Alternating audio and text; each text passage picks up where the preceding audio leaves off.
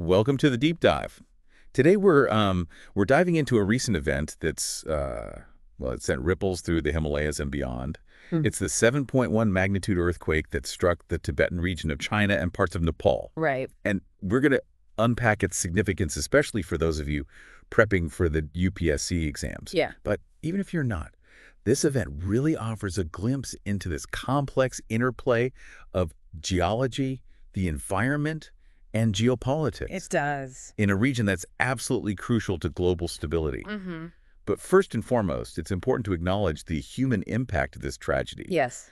Reports of 95 fatalities, 130 injuries, and just widespread destruction. It's a stark reminder that behind all the geopolitical analysis and the environmental concerns, Right. there are real people whose lives have been deeply affected by this disaster. Absolutely. Our thoughts are with those impacted by the earthquake. Yes. Now let's shift our focus to understanding why this particular earthquake is so significant. Okay. The epicenter was in Tingri County in the Shigatse region of Tibet. What makes this location so important in the larger scheme of things? Well, the Shigatse region is a focal point for a number of reasons, making this earthquake's location particularly noteworthy. Okay. First, it holds immense cultural and religious significance as the seat of the Panchen Lama, Right. the second highest figure in Tibetan Buddhism. Mm-hmm. This adds a layer of complexity to the situation, given the sensitive religious dynamics in the region. Right. And of course, Shigatse's proximity to Mount Everest makes it a major hub for tourism. It does. How do you see this earthquake impacting that sector? Yeah. Especially considering the economic reliance on tourism in the region. The impact on tourism is likely to be significant. Yeah. The earthquake has undoubtedly caused damage to infrastructure and raised concerns about safety, which could deter tourists in the short and potentially even the long term. Right. This will undoubtedly have economic repercussions for the region. And then there's the factor that's probably top of mind for many, especially those following India-China relations. Yes. The Yarlung Tsangpo River. This river, originating in Tibet, flows into India as the Brahmaputra and is a major source of water for millions.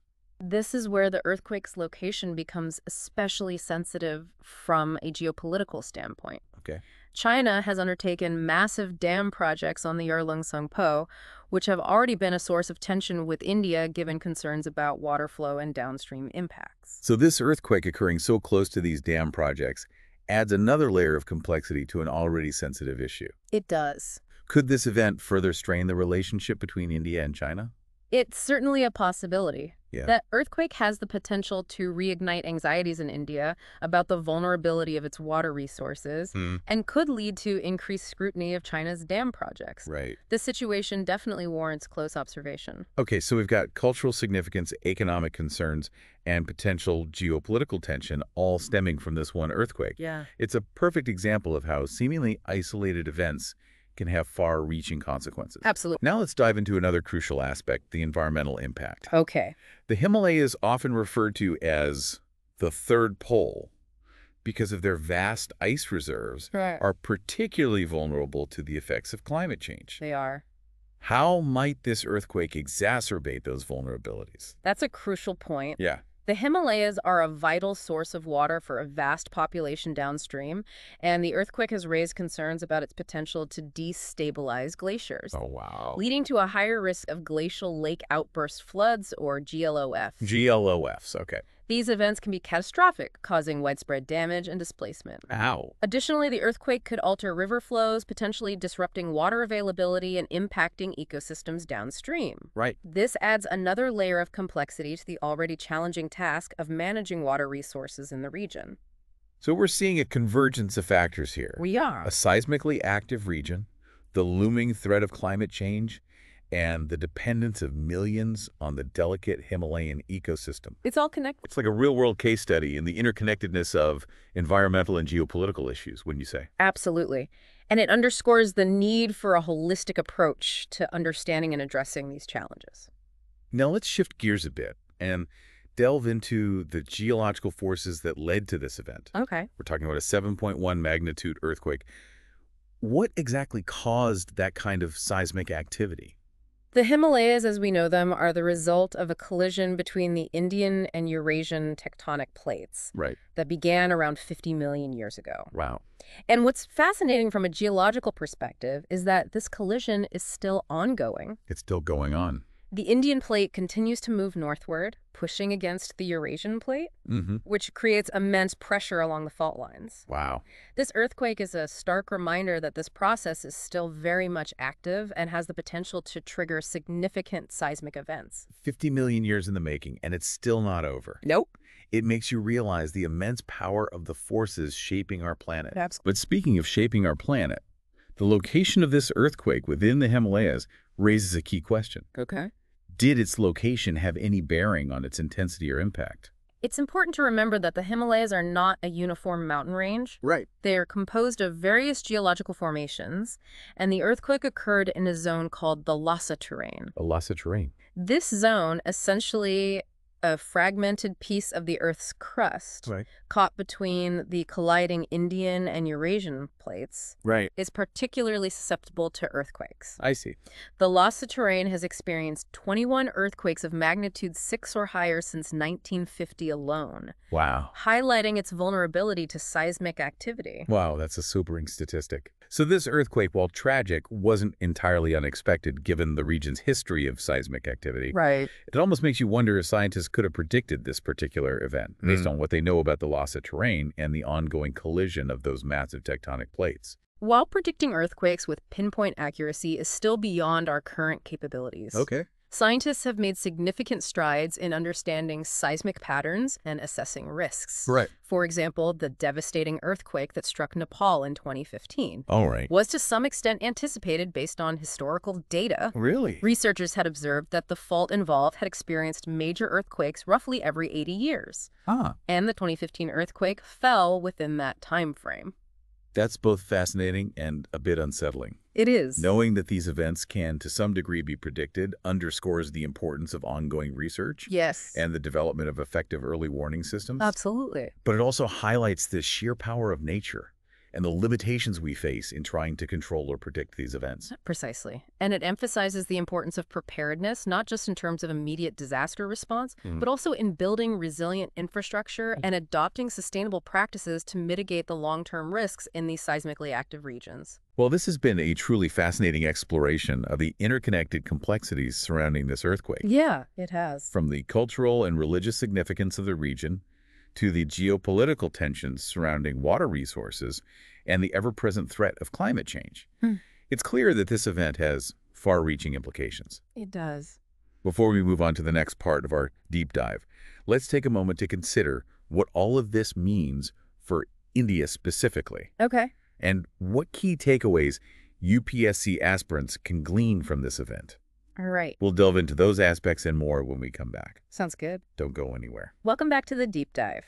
Before we went to a break, we were discussing the potential for this earthquake to exacerbate existing tensions between India and China, particularly when it comes to the sharing of water resources. It's definitely a point of concern, especially for India, which relies heavily on the Brahmaputra River for irrigation and drinking water. Given the earthquake's proximity to China's dam projects on the Yarlung Tsangpo, I imagine this has sparked a lot of discussion and debate in India. Absolutely. This event has brought the issue of transboundary water management back into the spotlight, highlighting the need for robust communication and cooperation between India and China. It's a complex situation with no easy solutions, and it's something that UPSC aspirants should definitely delve deeper into. For sure. This event could actually be a case study for the UPSC exam, demonstrating the complexities of managing shared resources in a region prone to natural disasters and geopolitical tensions. Speaking of case studies, you mentioned earlier that scientists were able to anticipate the 2015 Nepal earthquake based on historical seismic patterns. Does this mean we could potentially predict future earthquakes in the Himalayan region?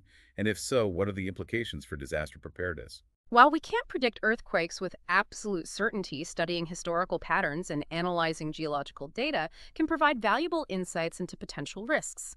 This information is crucial for developing effective disaster preparedness strategies, including building codes, early warning systems, and evacuation plans.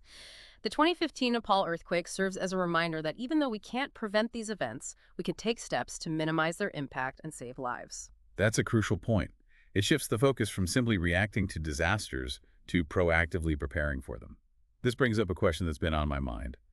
We've talked about the potential impact of this earthquake on glaciers and the risk of glacial lake outburst floods, or GLOFs. Hmm? Can you explain exactly what a GLOF is and why it's such a significant concern in this region? Imagine these glaciers as massive frozen reservoirs high up in the mountains holding vast amounts of water.